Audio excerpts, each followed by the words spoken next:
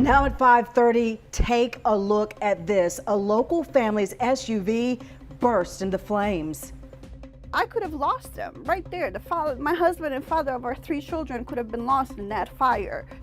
What makes this fire different and potentially even more concerning than the previous vehicle fires we've covered? Now, one man told us he was driving down the road when suddenly he had to bail to escape all those flames. Here's what it looked like after that fire, completely gutted out. This is a Kia, and Action 9 has been covering Hyundais and Kias catching fire without being in an accident since 2018. So we want to bring in Action 9's Jason Stujenki tonight. Jason, you were one of the first in the country to report about these fires and this danger, but you say this one is a bit different.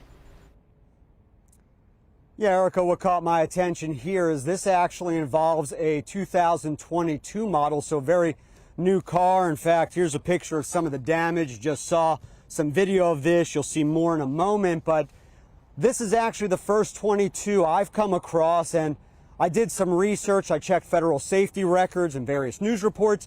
This may actually be the first 22 with this issue in the country.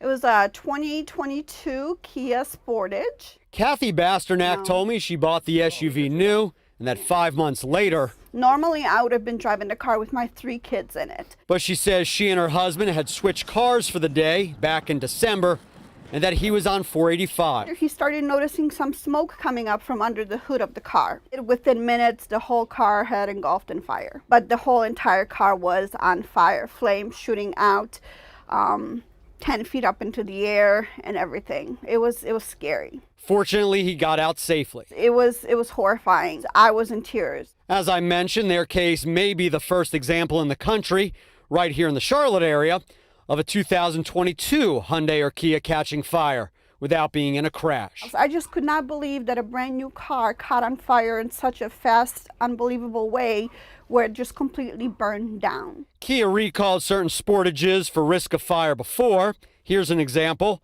This one covers 2017 to 2021 models.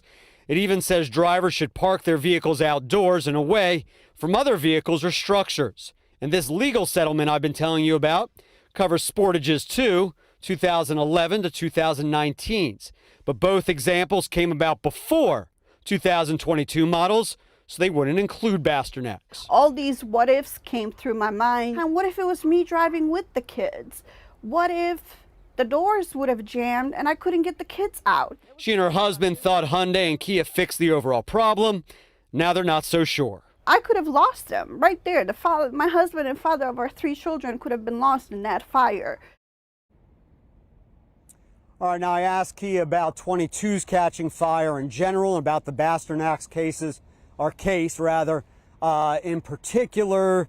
A company spokesperson told me he passed that along to Consumer Affairs in the company for its, quote, prompt review. Scott? All right. Thank you, Jason. I know you'll keep us posted as you have been following this.